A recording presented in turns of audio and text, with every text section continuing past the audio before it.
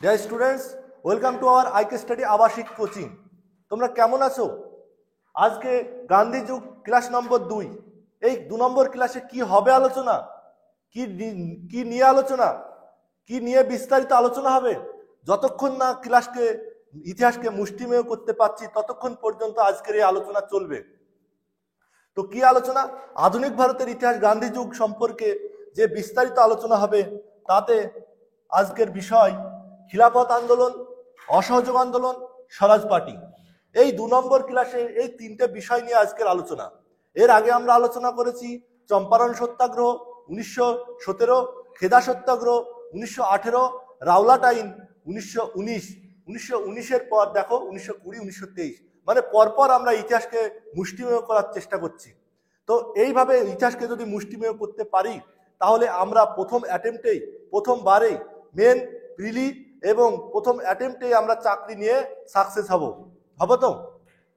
তো এইভাবে যদি প্রথমবারে যদি চাকরি নিতে চাও তো তোমাদের যারা স্টুডেন্টস আছো তোমাদেরকে বলবো যে বারবার প্রিলি পাস করে মেনে ফেল বা কাটআপে বাদ যাওয়া বা অভিজ্ঞতা নিয়ে ফিরে আসা, তো এটা আর নয়। তো যদি তুমি প্রথমবারই সাকসেস পেতে চাও, আর্থিক দিক দিয়ে সুনির্দিষ্ট ভবিষ্যৎ পেতে চাও, তাহলে আসতে হবে আমাদের এই আবাসিক কোচিং।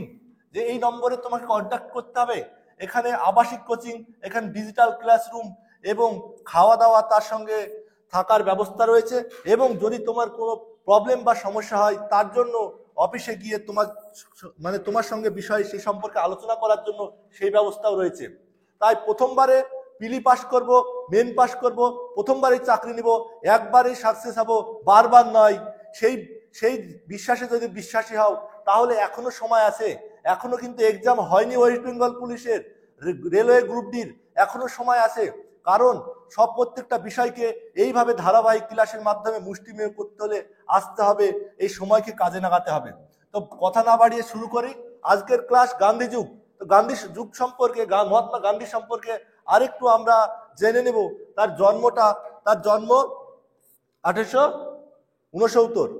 1888 সালে সে লন্ডন গিয়েছিল শিক্ষা অর্জন, ওকালতি শিক্ষার জন্য। 1915 সালে সে ভারতে ব্যাক করলো, দিয়ে সে ব্রিটিশ বিরোধী আন্দোলনের একটা প্রধান মুখ হয়ে উঠলো। এবং তার জীবনে প্রথম সব থেকে বড় যে আন্দোলন সে পরিচালিত হয়েছিল সেটা হচ্ছে ভারত ছাড়ো আন্দোলন। শুধু কি সে ভারত ছাড়ো আন্দোলন পরিচালনা করেছিল? না, সে ভারত ছাড়ো আন্দোলন ছাড়াও আরো অনেক আন্দোলন সে কিন্তু যোগ দিয়েছিল এবং পরিচালনা করেছিল। তার জীবনের বড় যে আন্দোলন সেটা হচ্ছে ভারত ছাড়ো আন্দোলন। 1947 সালে ইন্ডিয়া ইন্ডিপেন্ডেন্স, স্বাধীনতা লাভ করলো এবং তার মৃত্যু হলো 1948 সালে।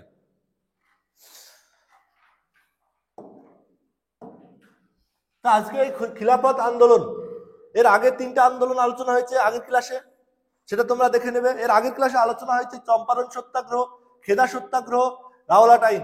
আজকের আন্দোলন খিলাফত আন্দোলন। কি এই খিলাফত? এই খিলাফতটা কি? খিলাফত শব্দের অর্থ, উৎপত্তি যে শব্দ থেকে, সেটা হচ্ছে খলিফা। কি খলিফা? এই খলিফা কে? খলিফা হচ্ছে ধর্মগুরু। কাদের ধর্মগুরু? মুসলিম জগতের ধর্মগুরু। এই খলিফা সম্পর্কে জানতে হলে একটু পিছনের দিকে দেখতে হবে। সালটা যখন 1920, সবে মাত্র প্রথম বিশ্বযুদ্ধ শেষ হয়েছে। সেই যুদ্ধে ব্রিটিশরা যাদেরকে পরাজিত করেছিল তাদের মধ্যে ছিল একটা সাম্রাজ্য, সেই সাম্রাজ্য ছিল অটোমান সাম্রাজ্য। এটা মুসলিমদের একটা সাম্রাজ্য ছিল, অটোমান সাম্রাজ্য। তারা যখন হেরে গেল, ব্রিটিশরা সেই সাম্রাজ্যকে ছোট ছোট অংশে বিভক্ত করলো এবং খলিফা পদটাকে হটিয়ে দিয়ে প্রাইম মিনিস্টার পদ চালু করলো। যখন এই খলিফা পদটাকে হটানো হলো তখন মুসলিমদের বিশ্বাসে আঘাত আনলো। তাদের বিশ্বাস হলো যে ব্রিটিশরা মুসলিম জগতের যে ধর্মগুরু, যে খলিফা, মুসলিম জগতের যে শাসক, তার প্রতি অবিচার করেছে। সেই অবিচারের বদলা নেওয়ার জন্য, তার প্রতিরোধ করার জন্য ইন্ডিয়ার মুসলিমরা একটা আন্দোলন পরিচালিত করেছিল। সেই আন্দোলনের নাম হচ্ছে খিলাফত আন্দোলন। কিন্তু এই খিলাফত আন্দোলনটা কিভাবে হয়েছিল? কারা করলো এই আন্দোলন? এই আন্দোলনটা কারা করলো? যখন এই আন্দোলনটা পরিচালিত হয় তখন ভারতবর্ষের বুকে একটা বৃহৎ রাজনৈতিক সংগঠন ছিল, তার নাম হচ্ছে INC, ইন্ডিয়ান ন্যাশনাল কংগ্রেস। ভারতের জাতীয় কংগ্রেস ভারতের সবথেকে বড় রাজনৈতিক সংগঠন। এই সংগঠনে যে সমস্ত মুসলিম লিডাররা ছিল তারা কংগ্রেসকে বলল যে চলো আমরা একটা আন্দোলন পরিচালিত করি এই খলিফার অবমাননার জন্য। কোথাকার খলিফা? তুর্কির খলিফা। তো এই খলিফার অবমাননার জন্য চলো একটা আন্দোলন করি। কিন্তু কংগ্রেসরা সেই কথাকে তারা ভ্যালু দিল না। তখন কংগ্রেস থেকে কিছু মুসলিম লিডার তারা বেরিয়ে চলে আসলো। তার মানে কংগ্রেস আবার ভাঙলো। এর আগে আমরা কবে ভাঙতে দেখেছি? 1907 সালে সুরাট অধিবেশন, যখন চরমপন্থী এবং নরমপন্থী মতাদর্শে দুই দল বিভক্ত হয়ে গিয়েছিল। আবার ভাঙতে দেখছি কবে? এই 1919 খিলাফত আন্দোলন 1919 সালে আবার ভাঙছে। কিছু মুসলিম লিডাররা বেরিয়ে চলে আসছে। কবে কারা বের হচ্ছে? তার মধ্যে যিনি হেড তার নাম হচ্ছে আলী ব্রাদার্স, ইনি বেরিয়ে আসছেন। এবং তার সঙ্গে আরো কারা বেরিয়ে আসছেন? তার সঙ্গে বেরিয়ে আসছেন মৌলানা আবুল কালাম আজাদ। তিনি কে ছিলেন? স্বাধীন ভারতের শিক্ষামন্ত্রী, তাই তো? আবুল কালাম আজাদ। আর কে ছিলেন? আজমল খান। ইনারা বেরিয়ে চলে আসলেন কংগ্রেস থেকে বেরোনোর পর এরা একটা দল তৈরি করলো। সেই দলটার নাম কি দিল? সেই দলটার নাম হচ্ছে খিলাফত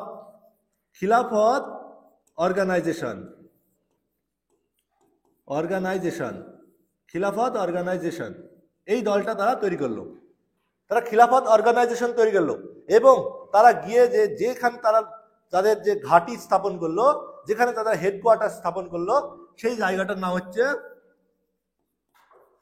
লখনৌ। তাহলে তাদের হেডকোয়ার্টার কোথায় হলো? লখনৌ থেকে তারা আন্দোলন পরিচালনা করবে। তারা এই খিলাফত অর্গানাইজেশন প্রতিস্থাপন করলো এবং তাদের হেডকোয়ার্টার করলো কোথায়? লখনৌ। দিয়ে তারা 19 অক্টোবর 1919 তারা খিলাফত দিবস চালু করে দিল। গোটা দেশ জুড়ে কি করলো? খিলাফত দিবস চালু করলো। খিলাফত দিবস চালু করে দিল গোটা দেশ জুড়ে। সেই সময় 19 সাল, সেই সময় গান্ধীজি একটা চিন্তা ভাবনা এনেছে যে গোটা দেশ জুড়ে আমি একটা আন্দোলন পরিচালনা করতে চাই, পুরো দেশ জুড়ে একটা আন্দোলন পরিচালনা করতে চাই। তখন গান্ধীজি জানলো যে গোটা দেশ জুড়ে একটা দিবস পালন হচ্ছে। কি এই দিবস? খলিফা দিবসটা কি? তখন গান্ধীজি জানতে পারলো খলিফা দিবসটা কি। যখন গান্ধীজি জানতে পারলো, গান্ধীজি এই আলী ব্রাদার্সকে একটা লেটার পাঠালো, যে বললো যে আলী ব্রাদার্স, আমি তোমার সঙ্গে বসতে চাই তোমার সঙ্গে। তো গান্ধীজি আলী ব্রাদার্সকে যখন লেটার পাঠালো যে তোমার সঙ্গে আমি মীমাংসায় বসতে চাই, তখন আলী ব্রাদার্স বললো ওয়েলকাম, এসো। তখন এই আসলো, এসে 21 অক্টোবর 1919 দুজনে মিলে একটা টেবিল বৈঠক হলো। সেখানে গান্ধীজি বলল যে আমি একটা আন্দোলন করব ভাবছি, সেখানে শুধু হিন্দুরা করছে, তুমি একটা আন্দোলন করছো, সেখানে শুধুই মুসলিমরা রয়েছে। এটা তো ব্রিটিশদের ইচ্ছা। ব্রিটিশরা তো চেয়েছিল যে হিন্দু মুসলিমকে আলাদা করার। দুজনে যদি আমরা দুভাগে লড়ি, তাহলে আমাদের দেশ কিভাবে স্বাধীন হবে? আমাদেরকে একসঙ্গে লড়ার উচিত, আমাদেরকে একসঙ্গে লড়তে হবে, তবেই তো ব্রিটিশদের বিরোধী চিন্তাভাবনার বিরুদ্ধে আমরা যেতে পারবো। তখন আলী ব্রাদার্স বললো আমি তো এটাই চেয়েছিলাম, আমি তো কংগ্রেসকে বলেছিলাম, তা তো রাজি হয়নি। দিয়ে মহাত্মা গান্ধী বলল ঠিক আছে, আমি কংগ্রেসকে মানাচ্ছি, তুমি এক কাজ করো, এই যে খিলাফত অর্গানাইজেশন, এই খিলাফত অর্গানাইজেশনের যে হেড তাকে আমাকে করে দাও। দিয়ে গান্ধীজিকে এই খিলাফত অর্গানাইজেশনের হেড করে দেওয়া হলো। এইবার গান্ধীজি খিলাফত অর্গানাইজেশনের হেড হলেই তো মুসলিমরা মানবে না গান্ধীজিকে। কিভাবে বিশ্বাস করবে গান্ধীজিকে? কংগ্রেস যেখানে আন্দোলন করতে চায়নি, সেখানে গান্ধীজি এসে বলল হেড করে দাও, মুসলিমরা মেনে নেবে? তখন সেই বিশ্বাসটা স্থাপন করার জন্য গান্ধীজি একজনকে পাঠালেন, তার নাম ছিল স্বামী শারদানন্দ। এই নামটা লিখে রাখো। এই স্বামী শারদানন্দ, একে গান্ধীজি বলল যে তুমি যাও দিল্লির জামা মসজিদের সামনে, সেখানে সবাই জুম্মার নামাজ পড়ে বের হচ্ছে, তাদেরকে বলবে, বুঝাবে যে মহাত্মা গান্ধী তোমাদেরকে এবং হিন্দুদেরকে সবাইকে একসঙ্গে মিলে গোটা দেশে ব্রিটিশ বিরোধী একটা আন্দোলন পরিচালনা করতে চাইছে। যে এই গান্ধী স্বামী সরদানন্দ এসে সকল মানুষকে বলল যে গান্ধীজি তোমাদের সবাইকে নিয়ে একটা আন্দোলন পরিচালনা করতে চাইছে। তারপরে এই স্বামী সরদানন্দ আবার কি করলেন, সে গিয়ে স্বর্ণ মন্দিরে তালা লাগালো, পাঞ্জাবের স্বর্ণ মন্দিরে তালা লাগিয়ে সেই চাবিটা দিয়ে দিল একটা মুসলিম ছেলের হাতে। কে সেই মুসলিম ছেলে? সেই সৈফুদ্দিন কিসলু। সৈফুদ্দিন কিসলু, এই সেই সৈফুদ্দিন কিসলু যে জালিয়ানবাগের যে হত্যাকাণ্ড হয় সেই আন্দোলনের নেতা সৈফুদ্দিন কিসলুর হাতে চাবিটা দিয়ে বলল, স্বামী সরদানন্দ বলল, এই মন্দিরকে রক্ষা করার দায়িত্ব আপনাদের। মুসলিমদেরকে বলা হলো যে এই মন্দিরকে রক্ষা করার দায়িত্ব আপনাদের। এইভাবে গান্ধীজি মুসলিমদের মনটাকে জয় করলো। মুসলিমদের যখন মনটা জয় করলো গান্ধীজি এই মুসলিমদের মন জয় করার পর গান্ধীজি চলে গেল কংগ্রেসের কাছে। গান্ধীজি গেল কংগ্রেসের কাছে। গান্ধীজি যখন কংগ্রেসের কাছে গেল, গিয়ে কংগ্রেসকে বলল যে আমরা এই মুহূর্তে সবাই মিলে একটা ভারতবর্ষে একটা মার্চ মুভমেন্ট চালাতে চাই। তো গান্ধীজির অল্প বয়স, তখন বাকি যারা লিডার ছিল তারা মানলো না যে এই অল্প বয়সী একজন লিডার সে পুরো ভারতবর্ষ জুড়ে একটা আন্দোলন চালাবে, এই সেটাকে ঠিক হবে? এই অল্প বয়সী একটা মানুষের হাত থেকে তুলে দেওয়া ঠিক হবে? এত বড় একটা গোটা ভারতের একটা রাজনৈতিক আন্দোলন। কিছুজন বিরোধিতা করলো। তো এই খিলাফত আন্দোলন এই 1920 সালে কংগ্রেসের দুইবার অধিবেশন হয়েছিল।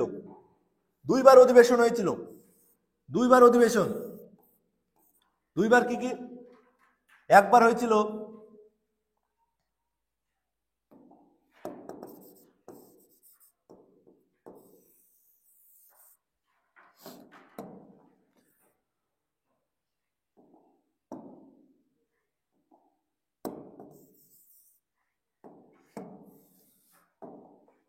তাই 1920 সালে কংগ্রেসের দুইবার অধিবেশন হয়েছিল।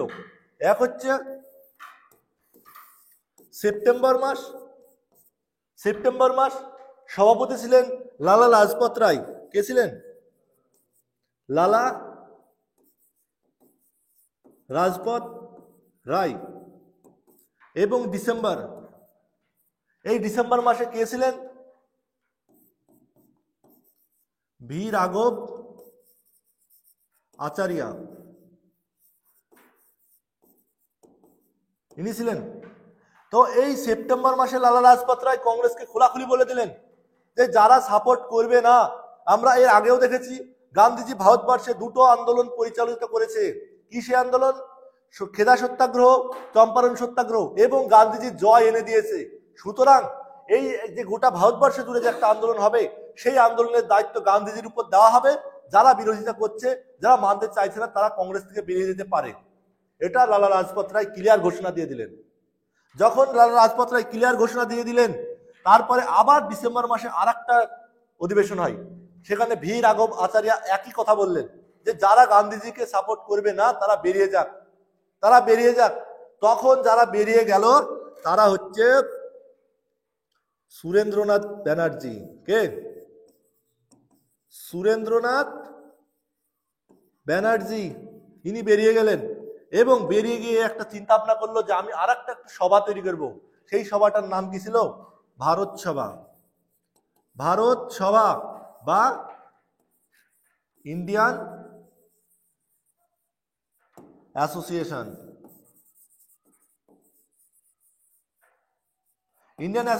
তৈরি করলো, কিন্তু এটা কি চললো বেশি দিন চললো না। এবং আরেকজন বেরোলেন, তিনি হচ্ছে অ্যানি বেসান্ট। প্রথম ব্রিটিশ কি ছিলেন? ইনি একজন ব্রিটিশ মহিলা প্রেসিডেন্ট ছিলেন কংগ্রেসের। অ্যানি বেসান্ট ইনি বেরিয়ে গিয়ে ইনার যে একটা আন্দোলন ছিল, সেটা কি ছিল? হোম রুল আন্দোলন। সেই হোম রুল আন্দোলন যেটা এই অ্যানি বেসান্ট নিয়ে এসেছিল কোথা থেকে? আয়ারল্যান্ড থেকে, তাই তো? এই হোম রুল আন্দোলন এই অ্যানি বেসান্ট বলল যে এই হোম রুল আন্দোলনকে আমি আলাদাভাবে এখন থেকে আবার পরিচালনা করব। বেরিয়ে গেল। যখন এরা বেরিয়ে গেল তখন ভি রাঘব আচার্য ফুল সাপোর্ট গান্ধীজি বিরোধিতা করার আর কেউ থাকলো না। ফুল সাপোর্ট গান্ধীজিকে দিয়ে দিল। যখন ফুল সাপোর্ট গান্ধীজিকে দিয়ে দিল, তখন কংগ্রেসের সাপোর্ট পেয়ে গেল, খিলাফত অর্গানাইজেশনের সাপোর্ট পেয়ে গেল। তখন যে মুসলিম লীগ আছে মোহাম্মদ আলী জিন্নাহর, সে মুসলিম লীগ একা পড়ে যাচ্ছে। তখন মুসলিম লীগ জনপ্রিয়তা হারাচ্ছে। তখন মুসলিম লীগও কি করলো? সাপোর্ট করে দিল গান্ধীজিকে, দিয়ে তিনজনের সাপোর্ট পেল। কার কার? খিলাফত,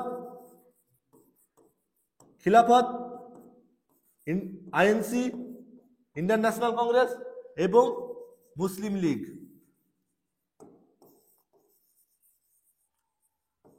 মুসলিম লীগ এই তিনজন যখন সাপোর্ট করে দিল, তখন গান্ধীজি যে আন্দোলনটা এর মাধ্যমে সূচনা করলো সেটা হচ্ছে অসহযোগ আন্দোলন। কি আন্দোলন? অসহযোগ আন্দোলন তিনি চালু করলেন। এটা কত? 1920 জুন চালু করে দিলেন অসহযোগ আন্দোলন। 1920 জুন চালু করে দিলেন। এটা 20 জুন, এটা একবার দেখো তো এটা কত আছে।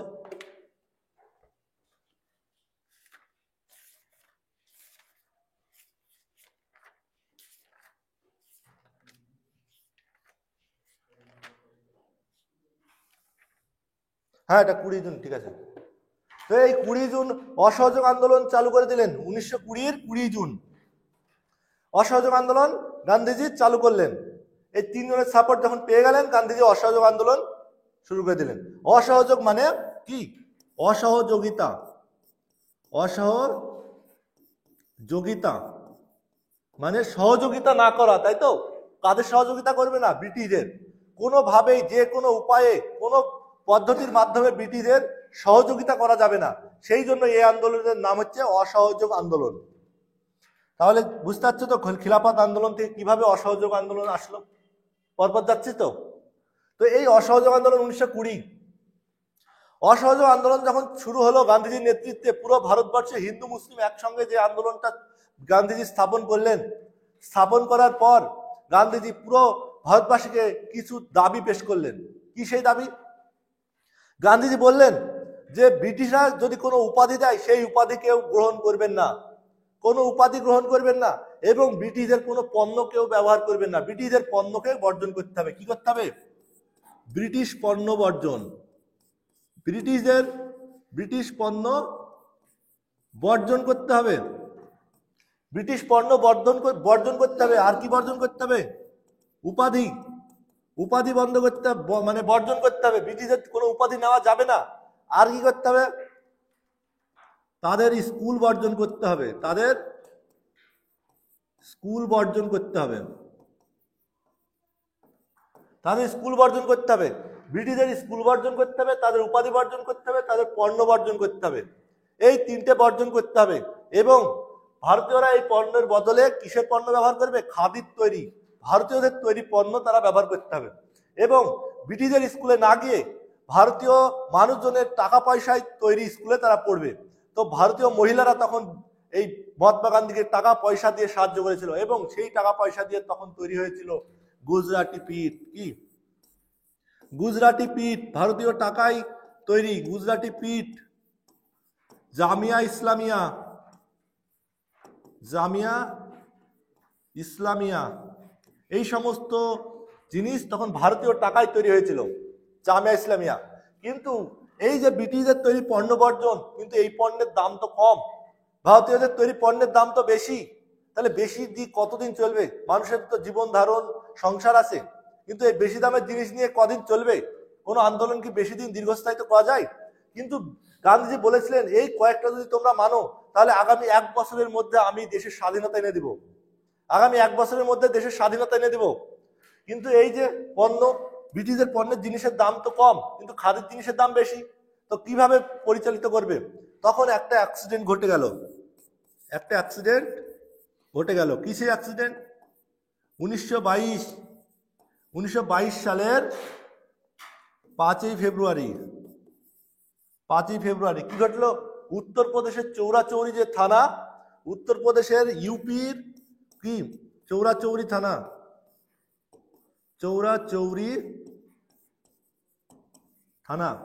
এই থানার পাশে একটা বাজার ছিল। সেই বাজারে একটা মদের দোকান ছিল। সেখানে মদ বিক্রি হতো। এবার বাজার, সেখানে অনেক মানুষ, মেয়েরা সেখানে বাজার করতে যায়, সেই বাজারে মদ বিক্রি হতো। তখন সেই উত্তরপ্রদেশের চৌরাচৌরির একজন রিটায়ার্ড পার্সন, একজন অফিসার, আর্মি অফিসার রিটায়ার করেছিল। তো তার নাম ছিল ভগবান আহির। কি নাম ছিল? ভগবান আহির। এই ভগবান আহির তিনি গেলেন মোটামুটি 500 লোক নিয়ে। এই ভগবান আহির থানায় গেলেন। থানায় গিয়ে বললেন যে আপনি এই মদের হোটেলটাকে বন্ধ করুন, এখানে অনেক মেয়েরা যায়, এটা সামাজিক সামাজিক অসামাজিকতা তৈরি করছে এরা। কিন্তু এই থানায় তাকে গিরাজ্জি করলো না, তাকে মেরে বার করে দিল। যখন মেরে বার করে দিল, তারপরে এই ভগবান আহির মোটামুটি 2000 লোক, প্রায় 2000 লোকজন নিয়ে থানা ঘেরাও করলো। যখন থানাটা ঘেরাও করলো, তখন থানার উপর থেকে গুলাগুলি যখন শুরু করলো, তখন পাবলিক উত্তেজিত হয়ে সেই থানাকে ঘেরাও করে ইট পাটকেল মেরে থানায় আগুন ধরিয়ে দিল। যখন থানায় আগুন ধরিয়ে দিল, প্রায় 20 জন পুলিশকর্মী, কতজন? 20 জন পুলিশকর্মী সেই থানার আগুনে পুড়ে মারা গেল। তো এই ঘটনাটা নিন্দনীয়। এই যে পুলিশকর্মী এতজন মারা গেল, এই ঘটনাটা নিন্দনীয়। এবং গান্ধীজি এর বিরুদ্ধে, এই ঘটনার বিরুদ্ধে, এটাকে গান্ধীজি নিন্দনীয় বললেন এবং তিনি খাবার ত্যাগ করে অনশন শুরু করলেন।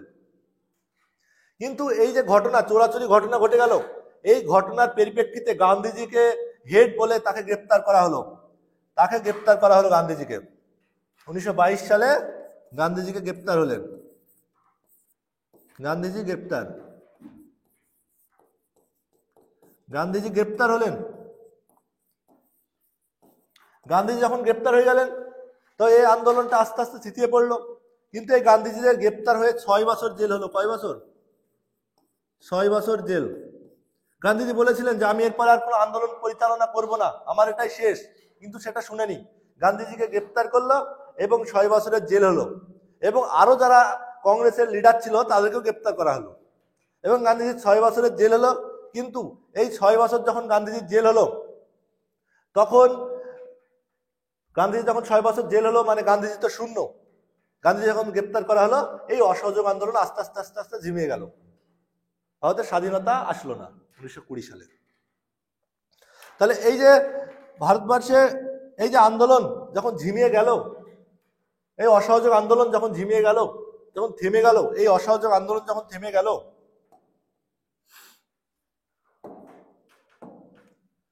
যখন ভারতবর্ষের বড় বড় লিডাররা যখন গ্রেপ্তার, গান্ধী শূন্য, তখন এই যে ব্রিটিশের বিরুদ্ধে যে আন্দোলন, এটাকে এগিয়ে কে নিয়ে যাবে? এই আন্দোলন ব্রিটিশের বিরুদ্ধে? এই কংগ্রেসকে আবার, কংগ্রেসের হালটা কে ধরবে? কংগ্রেসকে আবার কে এগিয়ে নিয়ে যাবে সামনের দিকে?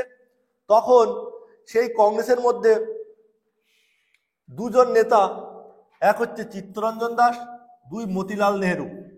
গান্ধীজি তখন শূন্য, গান্ধী শূন্য ভারত। গান্ধীজি জেলে আছে, গান্ধীজি 6 বছরের জেল হয়েছে, গান্ধী শূন্য ভারত। এখন এই কংগ্রেসকে কে পথ দেখাবে, ভারতকে কে পথ দেখাবে, এই নিয়ে যখন চিন্তা হলো, তখন এই চিত্তরঞ্জন দাস এবং মতিলাল নেহেরু এরা দুইজন একটা দাবি পেশ করলো। কি দাবি? যে আমরা এটা যে আগে প্রথমে জানি, তো এই চিত্তরঞ্জন দাস এবং মতিলাল নেহেরু একটা দাবি পেশ করলো। কি দাবি? যে আমরা ব্রিটিশের যে আইন সংসদ আছে, সেই আইন সংসদে আমরা ঢুকতে চাই। ব্রিটিশের যে আইন সংসদ আছে, লেজিসলেটিভ কাউন্সিল, সেই কাউন্সিলে আমরা ঢুকতে চাই। তখন বাকি যারা সদস্য ছিল, রাজেন্দ্র প্রসাদ, সর্দার বল্লভভাই প্যাটেল, চক্রবর্তী রাজাগোপালাজি, এরা বলল না, কারণ মহাত্মা গান্ধী বলে দিয়ে গেছে যে ব্রিটিশ লেজিসলেটিভ কাউন্সিলে কেউ ঢুকবে না। এবার তোমরা যদি ঢুকো, তাহলে মহাত্মা গান্ধীর বিরুদ্ধে চলা হবে, ঢোকা যাবে না। কিন্তু এই চিত্তরঞ্জন দাস এবং মতিলাল নেহেরু এরা কিন্তু ঢুকতে চাইলো। এরা বললো আমরা ঢুকবো, সেখানে ঢুকে ব্রিটিশকে আমরা বিভ্রান্ত করব, ব্রিটিশদের আইনকে আমরা পাশ হতে দিব না, আমরা সেখানে ঢুকে ভারতের দাবি দাওয়া পেশ করব। এই চিন্তা ভাবনা নিয়ে এরা যখন ঢুকতে চাইলো, তখন এই দাবি দাওয়া যখন পেশ করলো, তখন 1922 সালে যখন এই দাবি দাওয়া এরা পেশ করলো, এই যে চিত্তরঞ্জন দাস এবং মতিলাল নেহেরু এরা ঢুকতে চাইলো, তখন সর্দার বল্লভভাই প্যাটেল, রাজেন্দ্র প্রসাদ এবং চক্রবর্তী রাজগোপালাচারী এরা বলল ঠিক আছে, ভোট হোক, তোমাদের চিন্তা ভাবনা পাশ হয় কিনা। তো ভোট হলো। ভোটটা কত হলো? প্রায় 2600 জন ভোট দিল। কতজন? 2600 জন নেতাকর্মী ভোট দিল। এই 2600 জন নেতাকর্মীর মধ্যে 1748 1748টা ভোট পেল কারা? চক্রবর্তী রাজগোপালাচারী, বল্লভভাই প্যাটেল।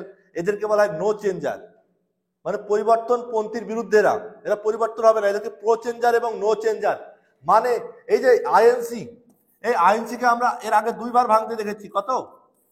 1907 সাল নরমপন্থী চরমপন্থী, 2 1919 খিলাফত আন্দোলনকে নিয়ে একবার ভাঙলো, এবং আর একবার ভাঙবে, সেটা কত? 1923। এরা দুইজন একজন মত প্রকাশ করলো যে আমরা ঢুকবো, আর বাকিরা বলছে না ঢোকা যাবে না। এই নিয়ে দুটো দল তৈরি হলো। কি সেই দুটো দল? একটা হচ্ছে নো চেঞ্জার, একটা হচ্ছে নো চেঞ্জার, একটা দল হচ্ছে কি নো চেঞ্জার, আর আরেকটা দল হচ্ছে প্রো চেঞ্জার। এই দুটো দল তৈরি হলো, একটা no changer, pro changer. No চেঞ্জারে কারা ছিল? এখানে ছিলেন রাজেন্দ্র প্রসাদ, লিখে রাখো, রাজেন্দ্র প্রসাদ। ছিল বল্লভভাই প্যাটেল, বল্লভভাই প্যাটেল। ছিল রাজাগোপালাচারী,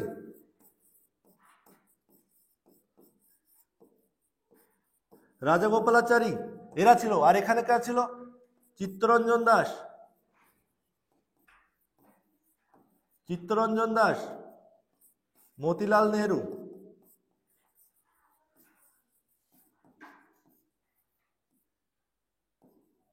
এরা ছিল। এরা ব্রিটিশের কাউন্সিলে ঢুকতে চাই, এরা ঢুকতে যে মানা করলো, যে ঠিক আছে একটা ভোট হোক, ভোটে যদি জিতে তবেই তোমরা ঢুকতে পাবে। ভোট হলো, ভোট দিল 2600 জন, কিন্তু এরা পেল কত? 890টা ভোট। এরা পেল 1748টা ভোট। এরা হেরে গেল। এরা যেহেতু হেরে গেল, এদের মত সেটা যেহেতু প্রাধান্য পেল না, তাই এরা কংগ্রেস থেকে বেরিয়ে গেল। এরা কংগ্রেস থেকে বেরিয়ে যাওয়ার পর 1923 সাল এরা একটা দল প্রতিষ্ঠা করলো। সেই দলটার নাম হচ্ছে কংগ্রেস খিলাফত স্বরাজ পার্টি। মানে শুধু স্বরাজ পার্টি না, এটা কংগ্রেস খিলাফত স্বরাজ পার্টি। এই পার্টির নাম এরা দিল কংগ্রেস খিলাফত স্বরাজ পার্টি। কংগ্রেস খিলাফত স্বরাজ পার্টি দিয়ে এরা ঢুকতে চাইলো এই পার্টিতে। এবং এই পার্টির প্রেসিডেন্ট যিনি হলেন, প্রেসিডেন্ট কে হলেন? চিত্তরঞ্জন দাস। কে হলেন? চিত্তরঞ্জন দাস। এবং সেক্রেটারি কে হলেন? মতিলাল নেহেরু। মতিলাল নেহেরু হলেন সেক্রেটারি। তো প্রেসিডেন্ট হলেন চিত্তরঞ্জন দাস, মতিলাল নেহেরু হলেন সেক্রেটারি। এরা এরা বলল যে আমরা যে লেজিসলেটিভ কাউন্সিলে যে ঢুকবো, ঢোকার পরে আমাদের কাজটা কি হবে? আমরা ভিতরে গিয়ে কিছু দাবি এরা পেশ করবে। কি করবে? এরা কিছু লক্ষ্য। এদের লক্ষ্যটা কি? এদের লক্ষ্য হচ্ছে এরা লেজিসলেটিভ কাউন্সিলে ঢুকবে, ঢোকার পরে এরা সরকারকে কি করবে? সরকারকে বিভ্রান্ত করবেন, বিভ্রান্ত করবেন। আর কি করবে? স্বাধীন যে ভারতীয় যে পার্লামেন্ট, সেই পার্লামেন্ট তৈরির প্রস্তাব দিবে। মানে আমাদের স্বাধীন স্বরাজ নিয়ে কথা বলবে, স্বাধীনতা নিয়ে কথা বলবে। আর কি বলবে? কনস্টিটিউশন, যে আমাদের যে সংবিধান চাই, সেই কনস্টিটিউশন নিয়ে কথা বলবে। কি করবে? কনস্টিটিউশন নিয়ে বলবে যে আমাদের নিজস্ব সংবিধান চাই। আর কি চাই? পার্লামেন্ট চাই। আর কি চাই? ব্রিটিশদের কোনো আইন পাশ করতে দিবে না। কি? ব্রিটিশদের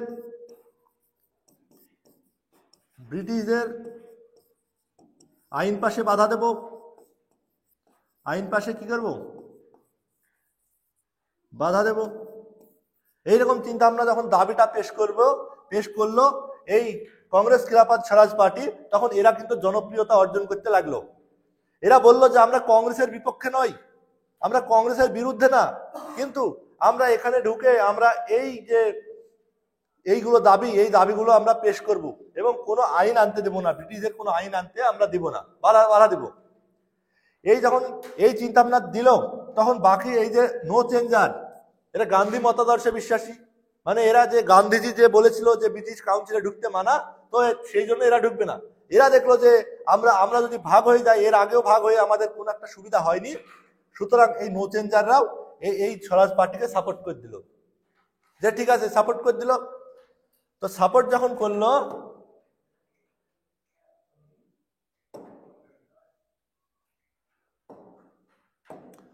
তো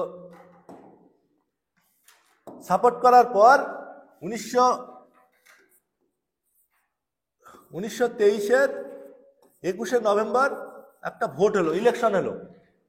সেই ইলেকশনে এই যে খিলাফত স্বরাজ পার্টি, এরা 42টি আসনে জয়লাভ করলো, 42টি আসন জিতলো, মানে প্রচুর আসনে জয়লাভ করলো, 42টা আসনে মানে জিতলো। হারলো কোথায়? হারলো হচ্ছে পাঞ্জাব আর হচ্ছে সিন্ধ প্রদেশ। তাহলে সেই দিকে সারা হেরে গেল। এবং এই যে 42-এর সঙ্গে কোথা কি যোগ হলো? বাংলার কিছু আসন তাদের সঙ্গে যুক্ত হয়ে গেল, এবং বাংলা এবং বোম্বে এইগুলো যোগ করে আসনটা বেড়ে গেল, দিয়ে এদের যে মতাদর্শ সেটা কিন্তু প্রাধান্য পেল। তাহলে এই হচ্ছে স্বরাজ পার্টি। তো আজকের যেটা আলোচনা ছিল, এগুলো নোট করেছো তো? সব নোট করছো তো?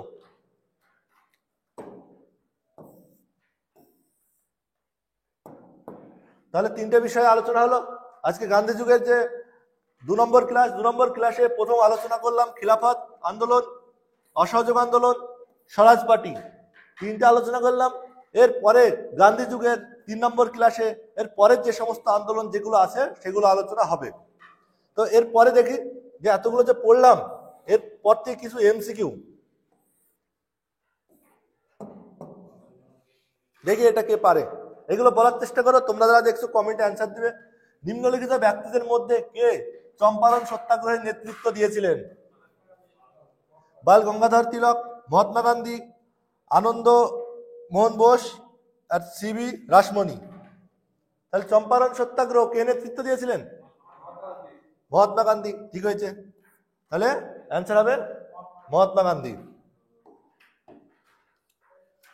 কার সময়ে রাওলাট আইন পাশ হয়েছিল? Lord Chelmsford, Reginald Edward Harry Dyer, Lord Curzon, Lord Ripon. যখন এই রাওলাট আইনটা পাশ হয়, তখন ভারতের যে গভর্নর ছিলেন, মানে বড়লাট ছিলেন, তিনি হচ্ছে চেমসফোর্ড। কি ফোর্ড? চেমসফোর্ড। এবং পিএম ছিলেন পিএম অফ ব্রিটেন। ব্রিটেনের যে পিএম ছিলেন তার নাম হচ্ছে নেভিন চেম্বারলিন। এটাও লিখে রাখো, নেভিন চেম্বারলিন। তাহলে এই যে রাওলাট আইন যখন পাশ হয়, তখন ভারতের বড়লাট ছিলেন চেমসফোর্ড এবং ব্রিটেনের প্রধানমন্ত্রী ছিলেন নেভিন চেম্বারলিন। এই ব্রিটেনের প্রধানমন্ত্রীটাও লিখে রাখো, এটা তখন ক্লাসের সময় এটা বলা হয়নি, তো এটা কিন্তু বিষয়ের মধ্যেই পড়ছে। তাহলে রাওলাট আইন প্রণীত হয়েছিল কার সময়? Lord Chelmsford. এটা লিখেছে তো, নেভিন চেম্বারলিন। পিএমটাও আসে অনেক সময়। এটা একই প্রশ্ন ডবল হয়ে গেছে। তাহলে এটা কি হবে? কার সময় রাওলাট আইন প্রণীত হয়েছিল? Lord Chelmsford. নিম্নে উল্লেখিত কোন দুঃখজনক ঘটনাটি রাওলাট বিরোধী সত্যাগ্রহের গতিকে ব্যর্থ করে?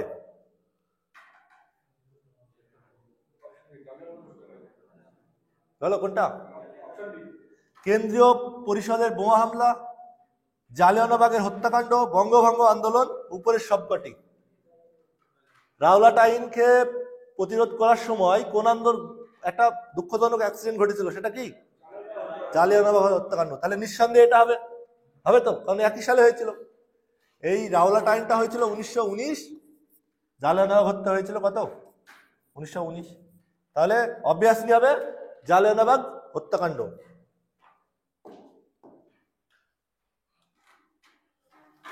অস- অসহযোগ আন্দোলন নিম্নলিখিত কোন ঘটনার পর বন্ধ হয়েছিল? প্রথম বিশ্বযুদ্ধ, কাকুরি ট্রেন ডাকাতি, চৌরি চৌরার ঘটনা, বোমাঘাটা, মরু ঘটনা। চৌরি চৌরা, তাই তো? চৌরি চৌরায় যে থানায় আগুন ধরিয়ে দেওয়া হয়েছিল, তার জন্য অসহযোগ আন্দোলনটা থেমে যায়। তাহলে অ্যান্সার হবে চৌরি চৌরা ঘটনা। খিলাফত আন্দোলনের শীর্ষস্থানীয় নেতাদের মধ্যে কে ছিলেন? মৌলানা মোহাম্মদ আলী শওকত আলী, মোহাম্মদ আলী জিন্নাহ শওকত আলী, মৌলানা আবুল কালাম আজাদ ও রফি আহমেদ কিদাই, রফি আহমেদ কিদ ওয়াই ও শওকত আলী। আলী ব্রাদার্স ছিল, তাই না? দুই আলী, দুই ভাই ছিল, দুই ভাই ছিল। কারা সারা ভাই? দুই ভাই, আলী ব্রাদার্স মানে দুই ভাই, দুই ভাই কিন্তু আলী, এ আলী ও আলী। তাহলে কোনটা হবে? দুইজনই আলী, এখানে পাচ্ছি দুজন আলী হচ্ছে এ আলী আর এ আলী, তাই তো? এরা দুই ভাই আলী, আলী ব্রাদার্স।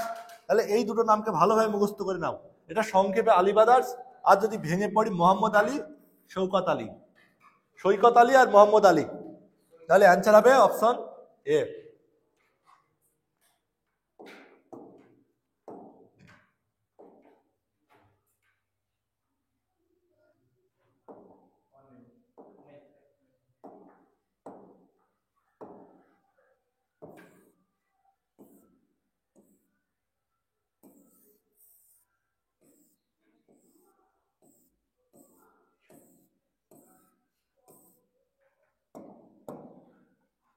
তাহলে এই হচ্ছে গান্ধী যুগের আজকে 2 নম্বর ক্লাস, দ্বিতীয় ক্লাস। তো তোমরা যারা প্রথম ক্লাসটি দেখোনি, তারা আমাদের ইউটিউবে প্রথম ক্লাসটি দেওয়া আছে, সেখান থেকে তুমি চম্পারণ সত্যাগ্রহ, খেদা সত্যাগ্রহ এবং রাওলাট আইন সম্পর্কে জানতে পারবে। এবং এর পরে যে সমস্ত গান্ধীজির আন্দোলন আছে সেগুলো পরবর্তী ক্লাসে দেওয়া হবে, ক্লাস এর পরের দিনের ক্লাসে থাকবে। তো তোমরা সেগুলো, তোমরা যারা অনলাইনে দেখছো তারা ইউটিউব থেকে দেখবে। আর যদি এখানে প্রেজেন্ট থেকে একবারে তুমি চাকরিকে সুনিশ্চিত করতে চাও, তাহলে আসতে হবে আমাদের এই আইকে স্টাডি কোচিং সেন্টারে, আইকে স্টাডি আবাসিক কোচিং সেন্টার। তো সঙ্গে থাকতে আমাদের এই রকম ক্লাস নিয়মিত পেতে হলে আমাদের এই YouTube channel IK study YouTube channel, এটাকে সাবস্ক্রাইব করতে হবে এবং এটাকে শেয়ার করতে হবে, একটু লাইক করতে হবে। আর তোমাদের এই লাইকগুলোই আমাদের একটু ক্লাস করাতে উৎসাহিত করে। তো জয় হিন্দ, অল দ্য বেস্ট। বন্ধ করো।